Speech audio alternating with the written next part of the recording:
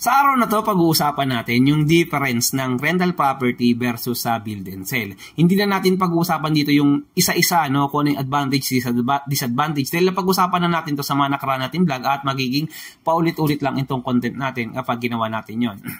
So number 1, dito muna tayo sa rental property, no? Ang rental property po ay nakapokus sa cash flow, no? Cash flow is napakasimple lang yan, ilang beses ko na pinaliwanag. So ito yung income, may mga expenses, may mga payables, no? At kailangan tumubo yung nagpapa-rental property para kumita siya. Ganun lang kasimple yung cash flow na papaliwanag ko sa inyo para hindi kayo masyadong mahirapan, no? Unlike sa build and sell, no, yung pagtatayo, pagpipilip ng bahay, nakapokus yan sa kapital, no? At mga proseso sa pagpapatayo at pagpapaganda ng isang property. At once na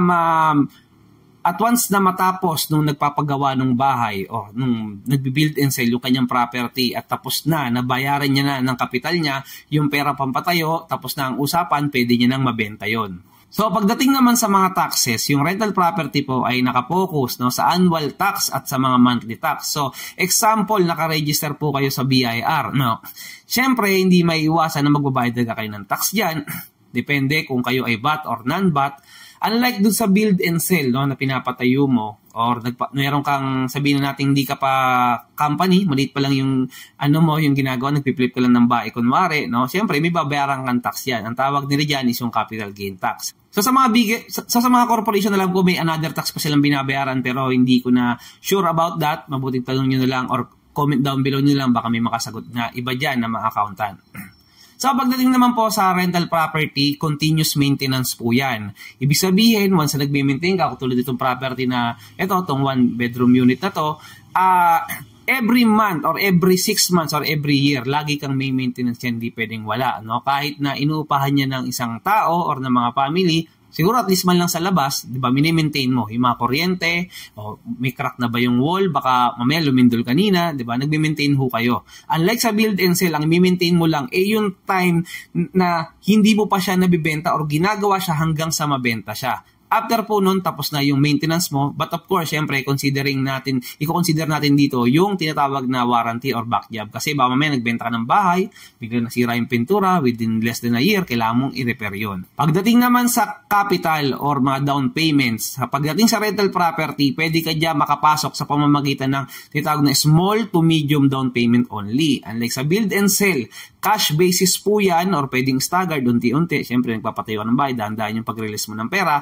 Pero ang ibig ko sasabihin dito is, rental property, pwede kang hindi ka agad cash basis unless kung marami kang pera at marami kang pan-down payment, marami kang pang-ubos ng pera dyan, o pwede mo i-cash yung property, walang problema. Pero ibig ko lang sabihin dito, pwede ka makapasok dyan with at least a minimal amount of money para makapag-start ng mga ganitong klaseng negosyo.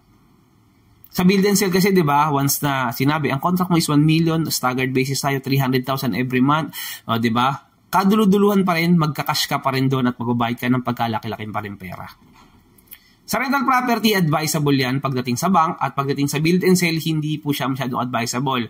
Bakit? Ina-advise po yan sa mga tao na may financing partner or may mga private lender at mga tao na may alam talaga sa ganitong klaseng industriya. Kung mapapansin mo yung mga nakaraan natin vlog, di ba, yung mga rental property, pwede mo pasok sa bangko, pwede mo re-cash, bahala ka sa buhay mo. Sa mga build and sell na business, of course, kakailangan mo ng pera dyan at sarili mong pera or pera ng ibang tao na magiging kapartner mo in the future.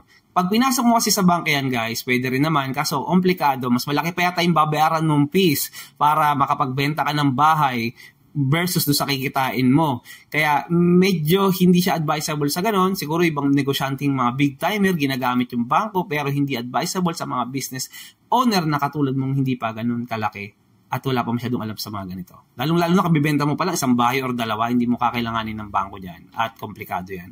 Rental property advisable to most beginners, magagawa mo yan. Sa build and sell naman, ina-advise natin na wag mong gagawin to kung wala kang masyado pang idea sa mga construction, sa mga prices, hindi mo pa na-experience din mag-handle ng property. Although pwede mong gawin to, hindi ko sinasabing bawal talaga sa beginner. Pwede mong gawin, pero ina-advise ko kung ako yung magpapayo, kung ako lang po yung nakakausap nyo, huwag nyong gagawin to dahil baka magkamali kayo at pwede kayong malugi dito. No? May mga taong nagsimula dito na may pera daw sila, OFW sila, bilang nagpatay ng bahay, and then chumamba, okay, sige, nakabenta, pangalawa, pangatlo, good. Pero may mga tao din po na nag-invest sa ganyan, na mga OFW din or mga taong malalaki yung sahod, pero hindi nila nabenta yung property sa time na kailangan nila, no, yung pera na tumagal pa ng couple of years at to the point na hindi sila liquid at wala silang masyadong emergency funds. O, anong nangyari, di parang ang hirap din, no, sa part na ikaw yung owner, bibenta kasi di mo mabenta-benta, paano naman yung mga partners mo na pinangakuan mo, at paano naman yung mga ibang tao na umaasa dun sa property na yun. Sa rental property, mas mabagal po.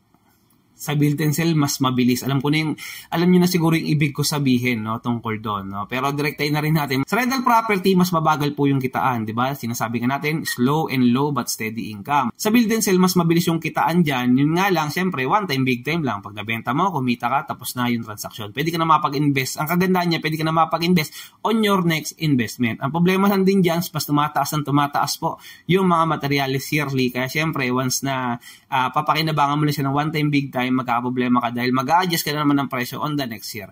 Itong both properties na to, itong rental property and build and sell ay napakaganda nito. As of now, ginagawa natin tong sabay. Alam na natin to, kabisado na natin to. Although hindi naman lahat, no. Pero ibig ko lang sabihin, itong dalawang to ay magandang investment. Kaya kung papasok kayo sa mga ganitong klaseng investment, pag-isipan nyo maigi at huwag kayong basta-basta papasok dahil may pera lang kayo, dahil pwede kayo sumablay tulad ng mga iba nating watchers dito na nagsishare ng kanilang story about these kinds of property. Anyway, if may kulang sa mga sinabi ko, hindi naman lahat to is kompleto, comment down below para mabasa na iba nating watchers. At kung meron ka mga suggested mga vlogs on the next topic natin, baka pwede man may comment down below at pag-usapan natin yan sa next video natin. Yun lamang po. Salamat!